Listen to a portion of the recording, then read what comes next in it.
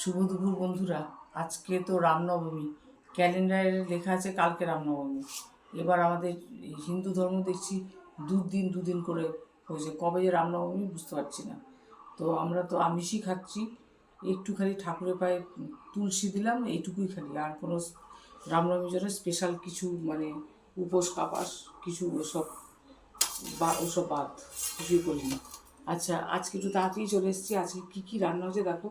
রোজই একঘেয়ে খাবার আর কি দেখাবো, তাও একটা দেখানো একটা হ্যাবিট হয়ে গেছে বলে দেখাচ্ছি। এ দেখো, আজকে শুক্তো করছি। হ্যাঁ, কাঁচা কলা দিয়েছি, সজনের ডাঁটা, পটল, আলু আর একটু ঢেঁড়স।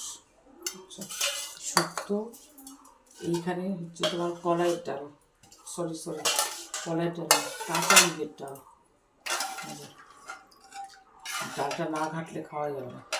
কাঁচা মুগের ডাল, এখানে তোমার আলু আর পটল দিয়ে সাদা তিল আর পোস্ত মিশিয়ে, সাদা তিল পোস্ত দিয়ে আলু পটল আর সজনে ডাঁটার একটা তরকারি। আমার খুব ভালো লাগে। আজকে সব বন্ধ করে না এইসব খিচিবিচি সজনে ডাঁটা রান্না করছি। আচ্ছা, এখানে দেখো, এখানে হচ্ছে মাছের তেলের বড়া, পকোড়াটা কিছু কিছু ভেঙে গেছে, কিছু কিছু গোটা আছে। এটা রুই মাছের তেলের পকোড়া। আচ্ছা, এটা হচ্ছে রুই মাছের মাথা দিয়ে তোমার লাউ ঘন্ট, এগুলো মাছেরগুলো আলাদা রেখে দিয়েছি। আর এইটা কফি দিয়ে রুই মাছের ঝোল। এই হচ্ছে আমাদের খাওয়া দাওয়া। তাহলে এই তো আমাদের খাওয়া দাওয়া। আমাদের এই খাওয়া দাওয়া যদি তোমাদের একটু ভালো লেগে থাকে, আমাদের এই ব্লগ যদি একটু ভালো লেগে থাকে, প্লিজ চ্যানেলটাকে সাবস্ক্রাইব করে আমাকে এগিয়ে নিয়ে যেতে সাহায্য করো। কারণ তোমাদের ভালোবাসা,